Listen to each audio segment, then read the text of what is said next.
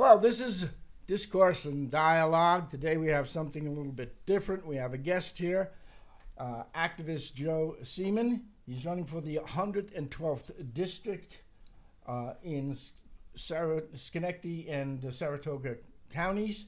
And I'm going to let him explain his campaign, who he is, and a little about himself. Joe? Okay, thanks, Victor, and feel free to interrupt. I'm running for New York State Assembly in the 112th district that comprises 8 towns in Saratoga County and 1 town in Schenectady County.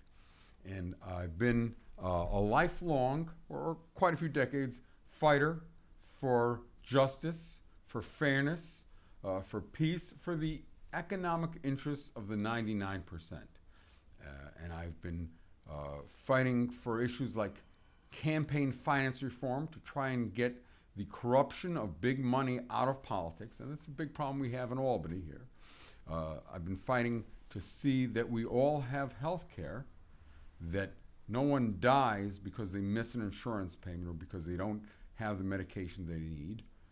I've been fighting for many decades to transition to a 100% clean energy, renewable energy economy. And many of us have been talking about this for decades. And I've been, I was a state worker. I'm retired. I was a software developer for the state of New York. I was a proud union member. And I've been a part-time activist. And now I'm looking to take the fight inside the New York State legislature. And the district that I'm running for in Saratoga County and Schenectady counties has an assembly representative who really doesn't do very much. So I wouldn't want to criticize her for what she's done, but more what she hasn't done. And I want to talk about what I can do, what the New York State legislature can do, and what we can do. Primarily, it's all about building a future for our children and our grandchildren, for the future economy of upstate New York. In a few words, what would you say your mission is? My mission is to represent the economic interests, represent the interests of the average people of Saratoga and Schenectady counties, and that's not the same as the interests of the richest 1%, Wall Street billionaires, big corporate CEOs. And I think everything comes down to which side are you on here? Are you on the side of the ultra rich, or really on the side of just about everybody? If you were asked what would be, and you're being asked now. Sure, I'm being asked. What would be your vision, say, for how government would operate that isn't happening Sure. now? Sure. Well, that's a very big question here, so we'll take it in Take the your small time. the small piece. And I appreciate the opportunity to be interviewed here today. Let's talk about how campaigns are financed. That's a structural problem. It's a causal problem. So all the other issues, the reason that we don't get the results that average people need is because the system is corrupt. And we hear about people in the New York State legislature going to jail. The biggest leaders, Joe Bruno, Shelley Silver, gone in scandal and disgrace. And really, the biggest corruption is the money in the political system. So we can do, like some states, such as Connecticut and New York City has a system where small donors, small donations, small amounts are matched. It's matching funds from public funds. And it can increase the voice and the power of average people and thereby decrease the influence of big money, which is all too much of a problem. And I think everybody knows this. If you ask people, do politicians tend to represent you? Does government represent you? Well, maybe in somewhat, but to a large extent, you have corporate interests, Wall Street, billionaires, and they're funding political campaigns. And it's effectively legalized bribery. So we want to end legalized bribery, and that will allow us to do the other critical things we need to do. So I'll just talk about a few of them. And there's a lot of things we all need to do. And New York State is a big place. If New York State was a separate nation, it would be the 13th largest economy in the world. In the world. So there's a lot of people, about 20 million people. There's a lot of money at stake. People pay their taxes, and how is that? How does that all work? So there's a whole lot to be done if we have honest, ethical government, not corrupted government. That's the basic starting point. And I can talk a little bit about some of the policies that we need to affect. Before we get to that, Sure. I just want to let you know that what we do on this podcast is we look at the physics of politics very often. One of our analysis is that the different political groupings, parties, have a economic interest on one level or another in the production process. There are those who finance, and they have their representatives in government.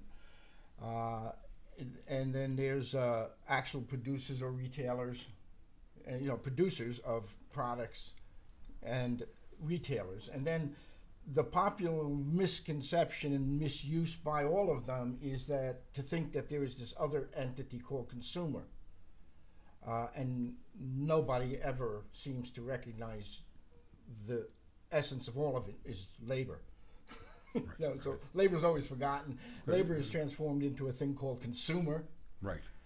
And then ostensibly each of those groups has representatives, and that's why you see sometimes conflict between them, even though they all are in representing an interest within the production process. And that's what lends itself, that production process lends itself to something of a physics. Where would you see yourself in this theoretical framework? Okay. So you talked a little bit about labor. I mentioned that I was a union member. I'm pro-labor, and I think we need to think of labor more than just the small number of us who have been or are or have been unionized, and think of a larger picture of average working class people. That's what labor is. And we know that over the past few decades, the middle class has not seen much growth. The ultra wealthy have gotten madly rich. So we've seen the richest 1% gain almost all of the wealth over the past few decades. We've seen the economy grow. We have computers, we have technology, we've got lots of things in this world that we didn't have a few decades ago, and there's been huge growth in wealth in America. America is a wealthy country. New York is a wealthy state. The problem is that the very rich have taken just about all the wealth growth, and average people haven't. And talking about labor, one of the reasons that we haven't seen average poor and middle class people gain that growth is because we haven't had very much labor union representation, labor union participation. And there are laws. I mean, there are laws on the books that make it difficult for people to organize labor unions, and there are laws that we can change to make it easier. So we can, one of the things we'll need to do is try and make it easier for people to join labor unions, because that's one of the ways the middle class was created in America, by people joining unions. So we need to expand our notion of labor and build labor. And so that's one place I fall in. I also fall in along the side of small business and not on the side of very big business.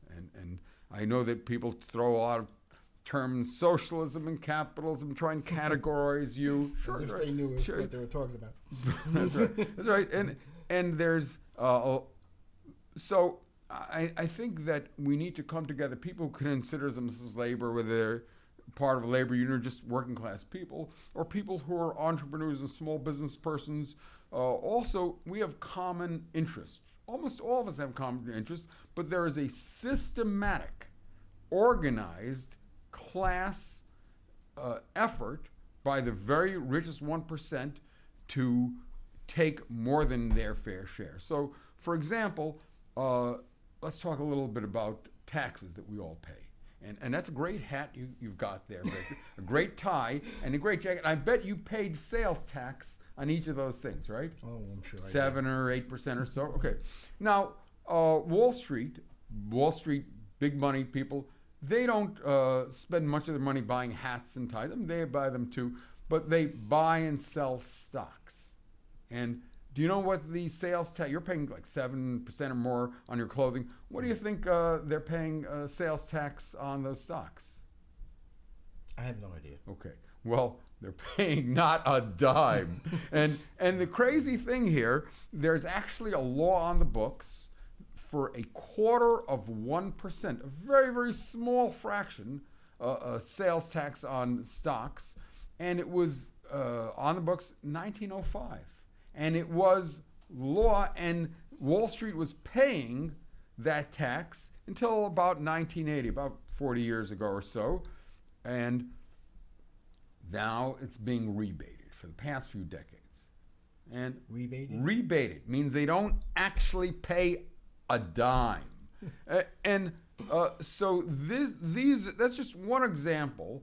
And by the way, we're talking about some serious change. If we started to collect that, we're talking, let's say, about $14 billion a year. And you hear our legislature and our governor arguing about the, $5 billion or so shortfall due to the Medicaid costs. Well, we don't need to cut.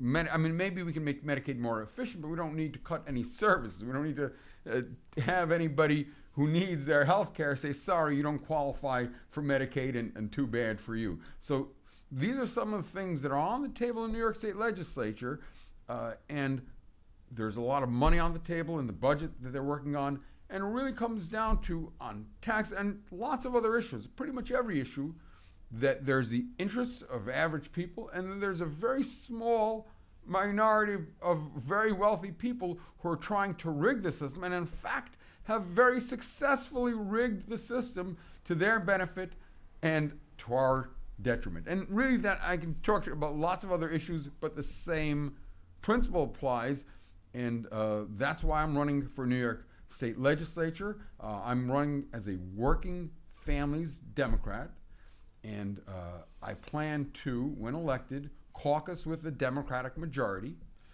My opponent, the incumbent, who's a Republican, doesn't have any say whatsoever into the budget. She has nothing to say about it, into any significant legislation. She's been in office 3 years, hasn't been part of any big legislation on any of the big issues. And she collects a nice salary. You know, they pay for a part-time job. Remember, the New York State Assembly and the Senate, they're in session half a year, less than half a year, getting $110,000. I think that's too much. If I'm elected, I'm going to give back some of that money. So there's a lot. Go ahead. That brings up some what I call margin questions. Those things you write in the margin of your newspaper, or the throwaway things you do when you're watching these politicians, and you get up to get a soda or something like that, and so you hear something like Bloomberg, for example, spending $188 million on a campaign. There's only 167 million voters. It's a lot of money. Why doesn't he just give everybody $1 million? Well, I'd vote for him for $1 million. Okay. Well, actually, he is doing his best to try and buy his influence. And I must say, in my perspective, I live here in upstate, but I have family who live in New York City, and they had a lot of problems with Bloomberg when he was mayor of New York City.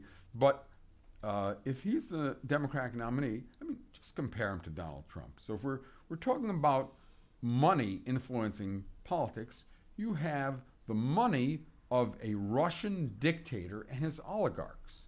When we were told, growing up, you and I probably were told, we've got to worry about the Russian communists taking over America. And Khrushchev, if you'll remember, this is a long time ago, probably most of your viewers this is before their time, said that they'll take over America without even having to fire a bullet.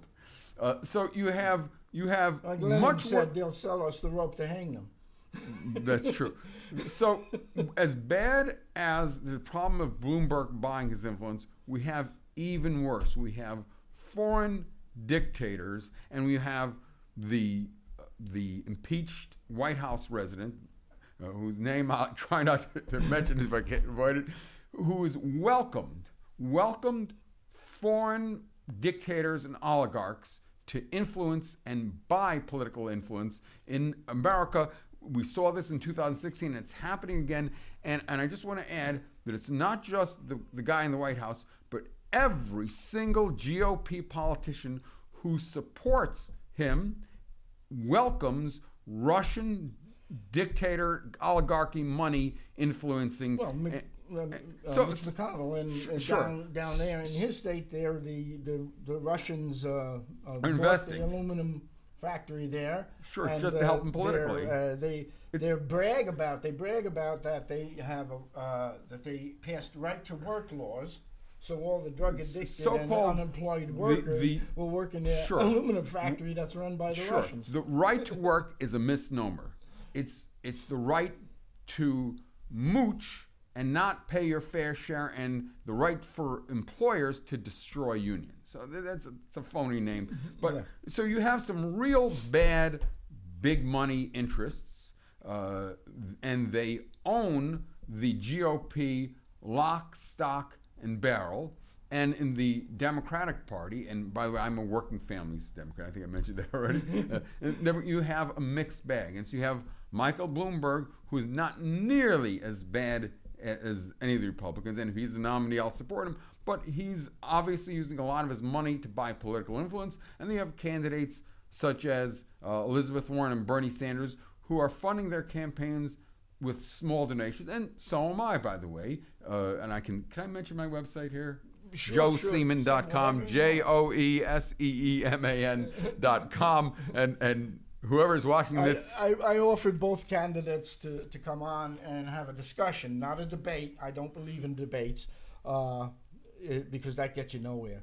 That's just mudslinging. And if I can just mention my opponent, the incumbent, I have publicly, and I'll get it and say right now, I've offered her to come have a dialogue, not debate, a dialogue with me, with the voters, anytime, any place. So I'll be organizing public forums on issues such as healthcare, issues such as fair taxation, issues such as the environment and climate action and green jobs.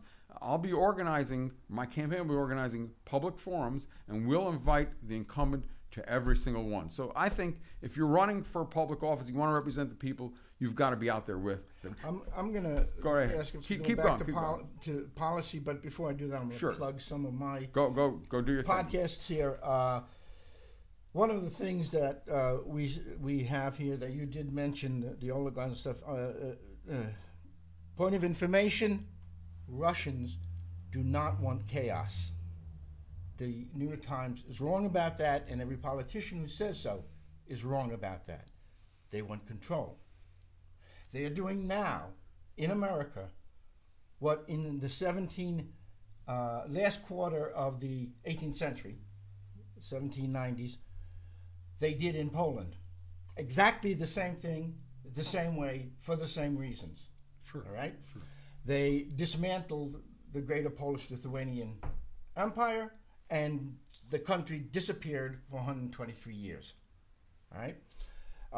And that was a movement towards control. Right. The deterioration since the collapse of the Soviet Union, and it only collapsed because oil prices went down, has thrown the state of Russia into a revanchist sort of stuff. They have a modern-day capitalist-based feudalism.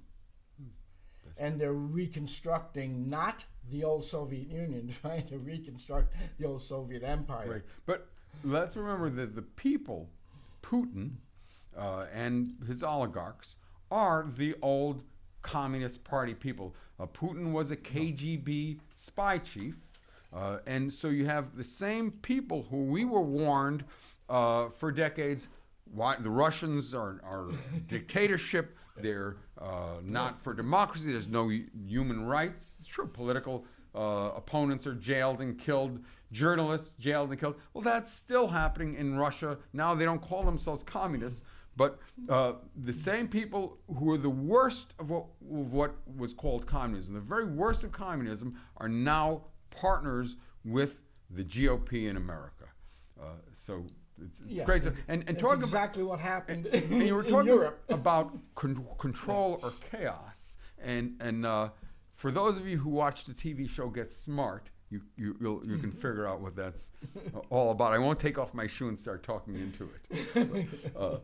So you're right. They want control. They want power. And perhaps chaos is a means. So certainly they want chaos within the Democratic Party.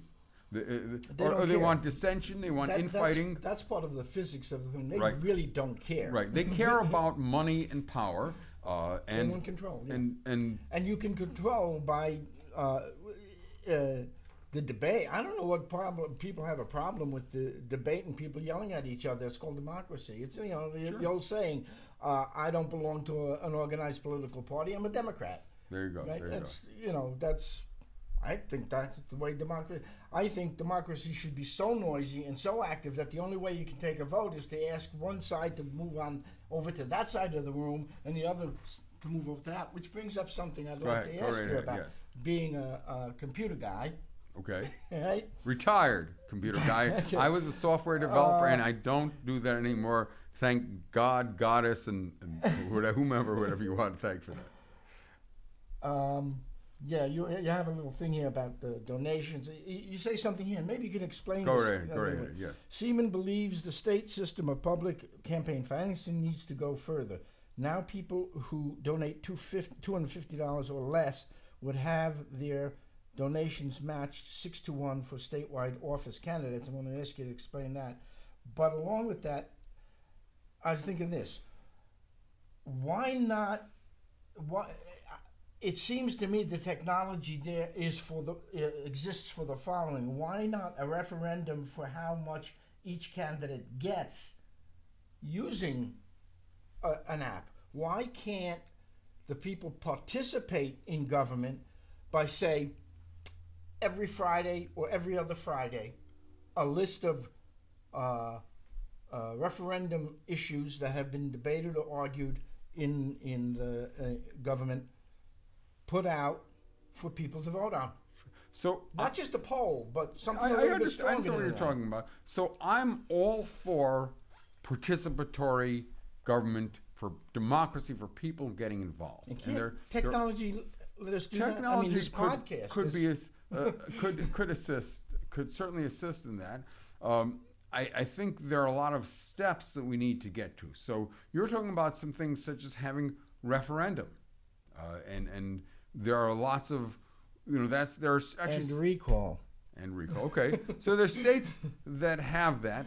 The issue, of course, with having referendum, and we've seen in California how it's worked and not always worked that well, is that unfortunately the same big money dominates their referendum votes. So the underlying problem, and the first problem we've got to take, the first thing we've got to do is take on the problem of money dominating our political system. There's a political system. There's a lot. So maybe there's you many can other. explain this thing So more. there's many other reforms we can do. Also, make it easier for people to vote. We can register. Hopefully, we're hoping that this year's legislature will pass automatic voter registration. My opponent, by the way, is not for any of these reforms.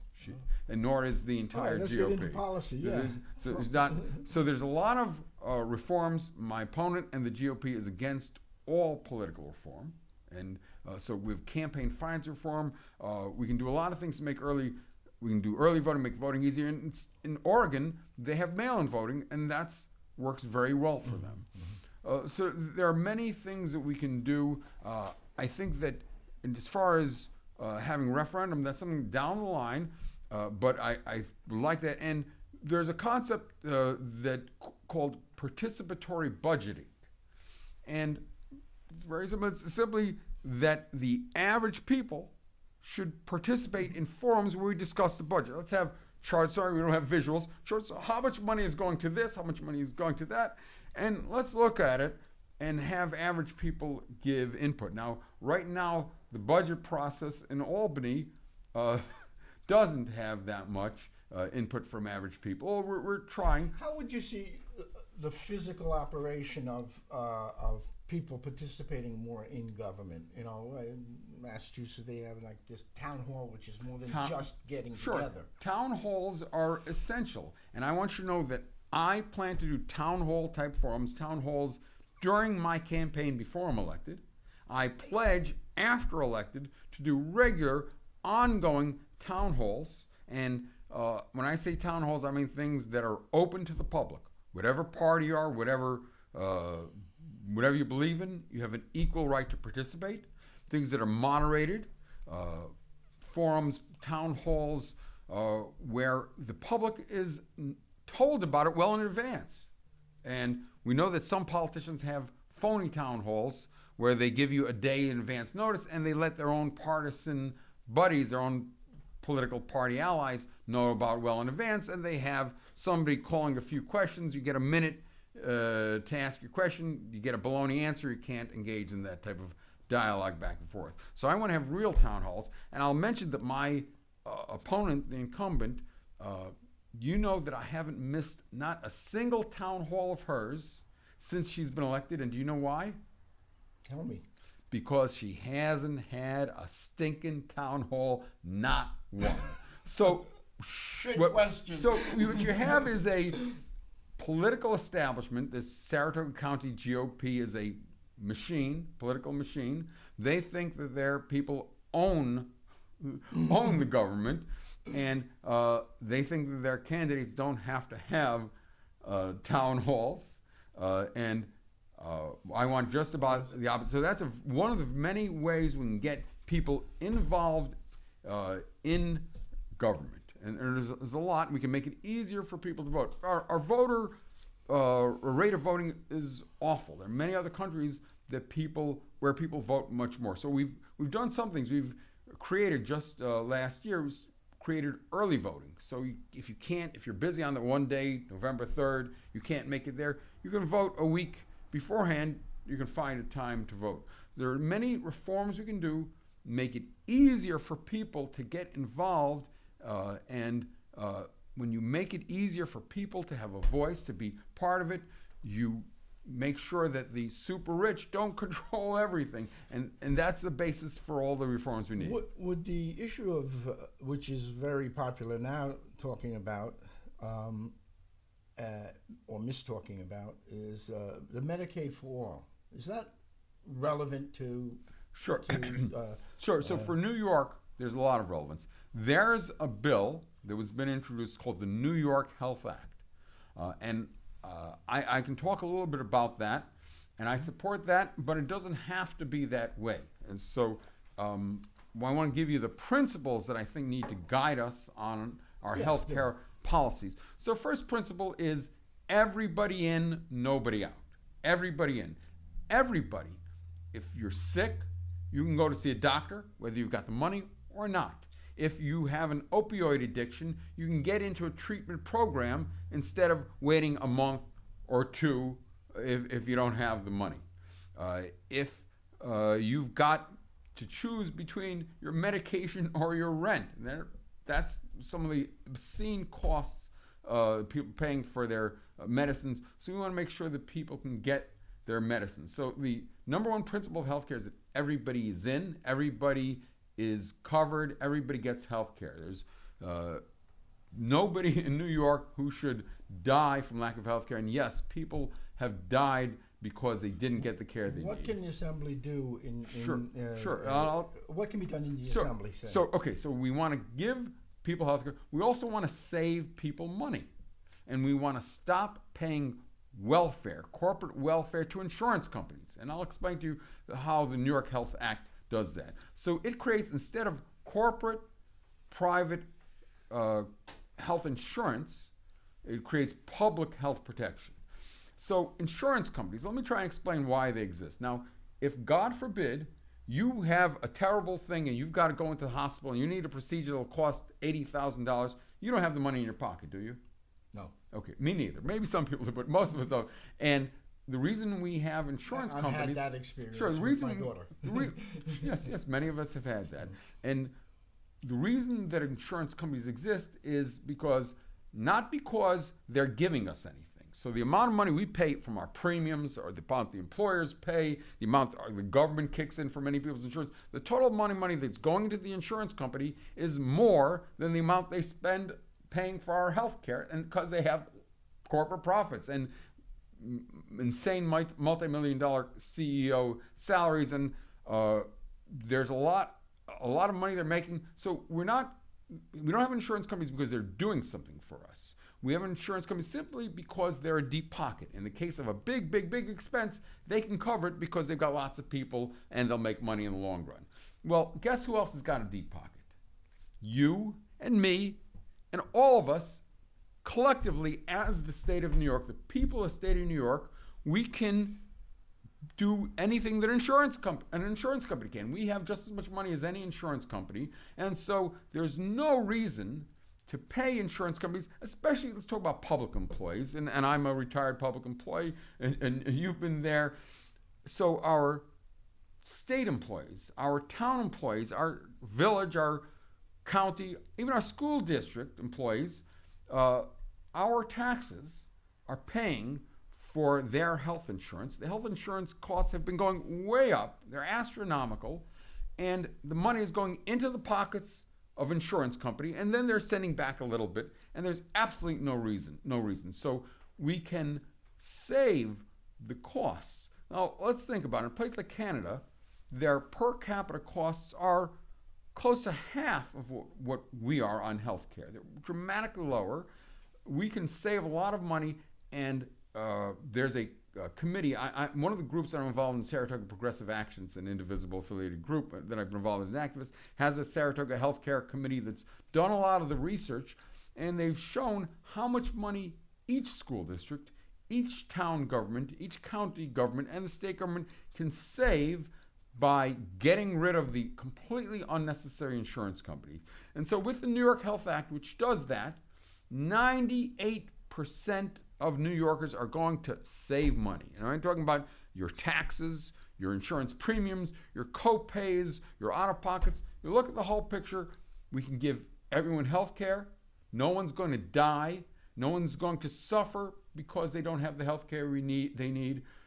We can save money for most of us, and we can cut our school taxes, cut our property taxes. We can make this much more efficient. You know, I'm for the New York Health Act, but I'm also open to anybody else's ideas. So my campaign is going to be about, here are some of the ideas that I support, but as I mentioned before, town halls, speaking to people. I'm knocking on doors today, talking to voters, and I've been doing that for a while. I'll be talking to voters directly at forums, in person, and hear what they have to say. So let me give you an example of a medical professional. In my old age, I do go to see medical professionals occasionally, and I won't mention this one by name, just not to embarrass them. But a medical professional who I've seen who has a small practice. I think there are 2 or 3 practitioners in the office. They've got 4 people doing administrative work, paperwork, and as the research has shown, that we have 4 times as much paperwork dealing with the insurance companies. If we went with the New York Health Act, that same office could have 1 person doing the paperwork, and what the practitioner told me, he said he'd rather hire 3 people to actually cure the sick, actually provide treatment. So instead of paying for that, for the administrative, you can have more health care for people for the same amount of money, that we're already spending. But this practitioner, he had an idea that he told me about. He said, can we do something to give incentives for practitioners to offer lower costs? So he said there's a particular thing that he does, and everybody gets paid $150 for that procedure. Now, he's saying that he thinks he may be able to provide it for $100 or $125, and maybe we should create some kind of incentive. And that's something that's not in the New York Health Act. So while I support the New York Health Act, I think that I'm open to good ideas, and by the person who gave me that protection is not a Democrat. So I'm open to ideas from Democrats, Republicans, Independents, anybody. I'll mention Working Families Party people too, because I like them a lot.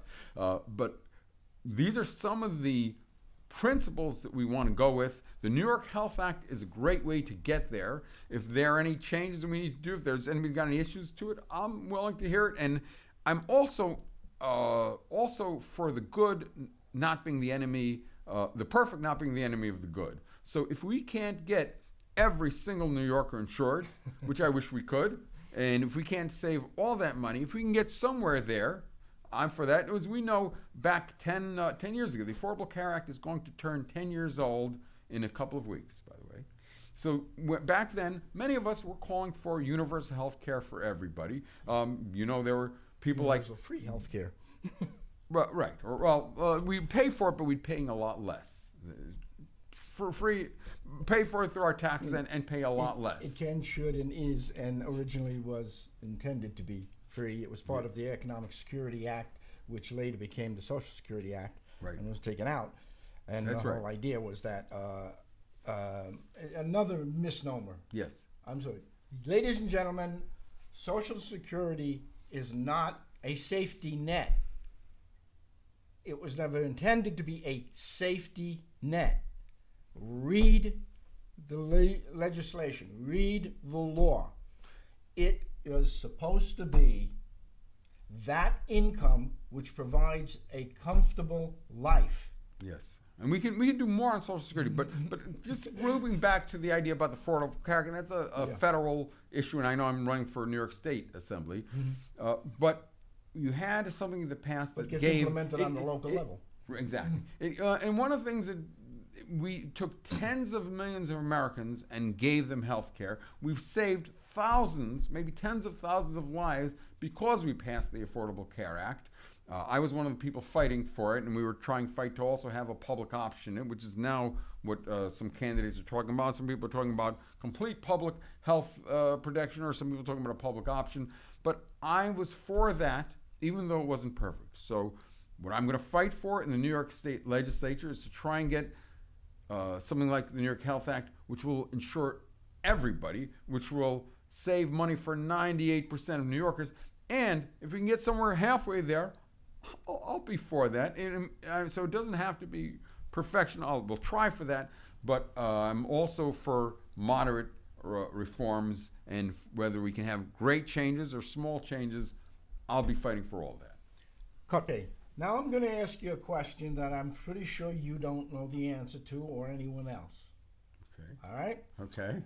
It's a issue that concerns every single retiree and every single state employee who has a retirement, a pension upcoming.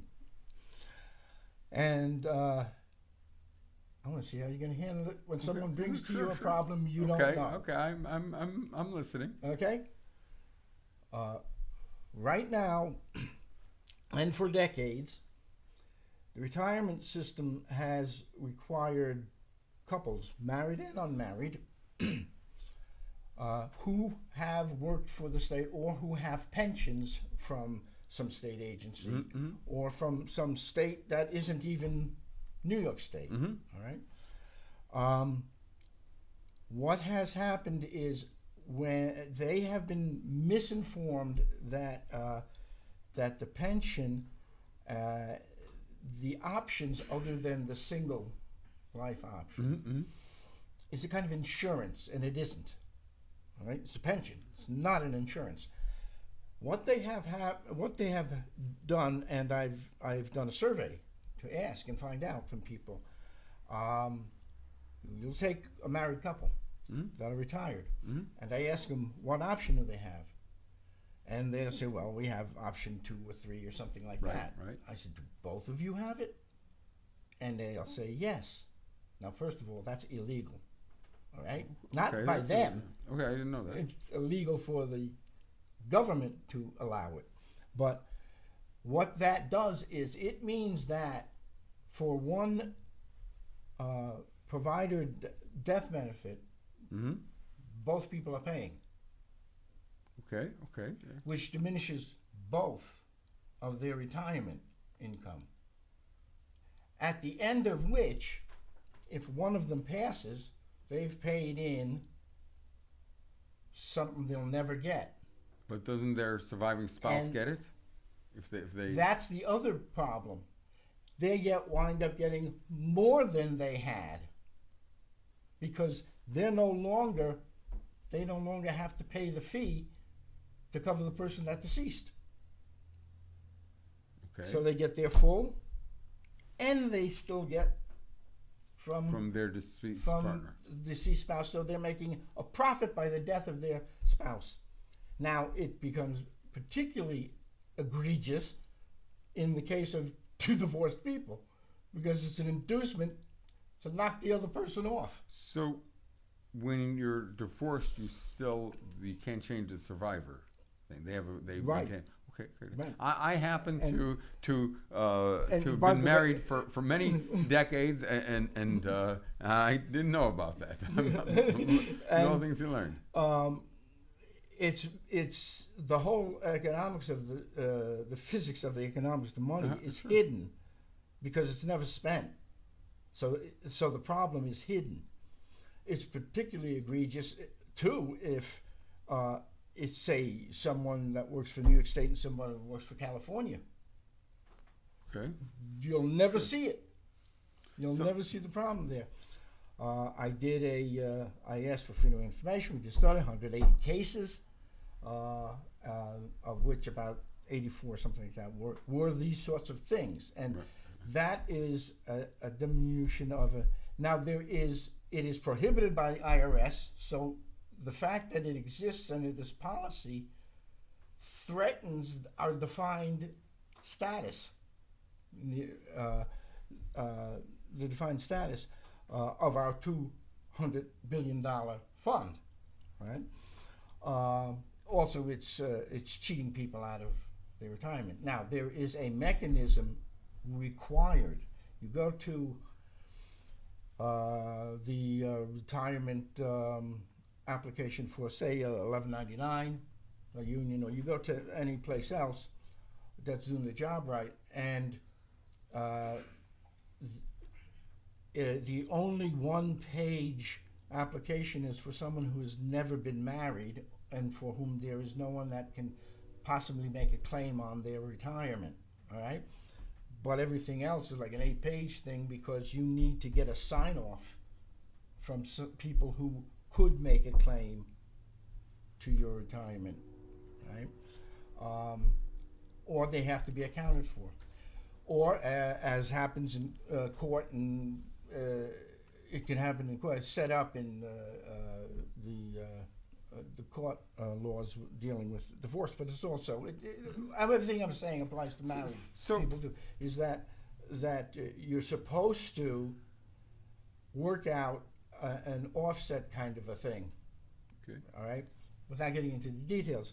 The important thing is, and so the point is there's solutions and there's correct ways of doing Sure. it. So all you right? want me to give It's you my just not being done. So you want me to give my take on this? So you're right. This is not an issue that I'm familiar with, and I am familiar with a lot of the big issues that I can pontificate, or not more than pontificate, but actually, hopefully, effect into legislation about taking action for climate change, but building green jobs that'll be the foundation of the economy of upstate New York. We talked about health care, about corruption, reform. So many issues I know a lot about. This ain't one of them. So here's how I'd respond.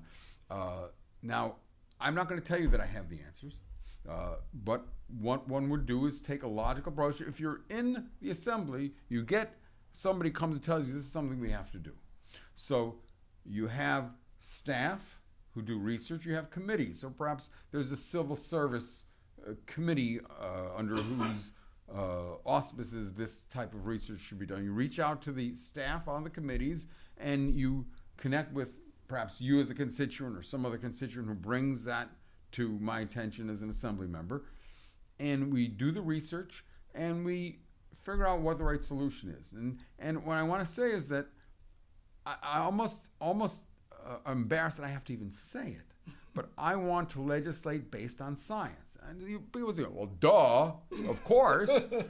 But you have a political party, the Republican Party, that denies the validity of science, of the scientific method itself. So on the issue of climate change, you have the impeached White House resident says that climate change is a hoax from China.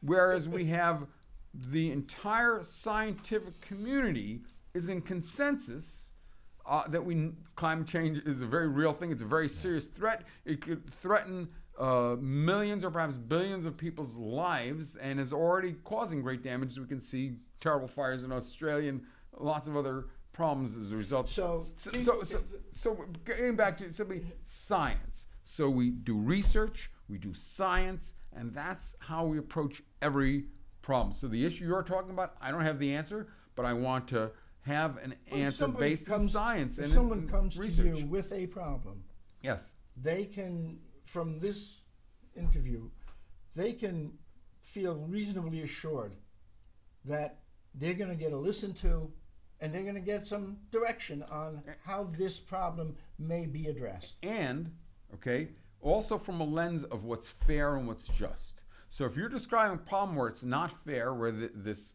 couple are paying too much in effect, and it's not a fair thing, that's the underlying principle. So there are politicians, my opponent, I'm afraid, is among them, whose principle they operate in is how does this benefit the people who fund them? How does it benefit Wall Street? How does it benefit oil companies? How does it benefit insurance companies? And you can see by their policies, that's obviously the principle. Does it? They Very think good. they work Thank you. for the very rich, and that's the principle that I'm going to approach every single issue. How does it affect what's fair, what's right, what benefits the most of us, not just the very few? So that's how I'm going to approach this.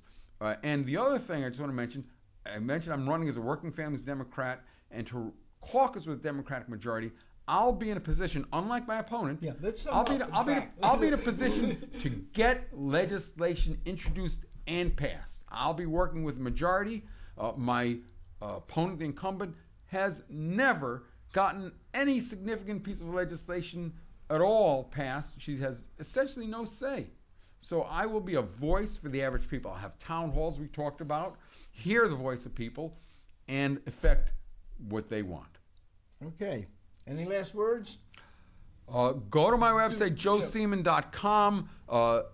Let's keep in touch. If you live in the capital region, in the Saratoga, Schenectady counties, look me up. We need volunteers. We're not funded by corporate PACs, not by billionaires, and the only way we can win is by average people getting involved. Tell us what you want. Tell us what you want me to do in the New York State Assembly. Go to my website, joeseeman.com, and let's keep in touch.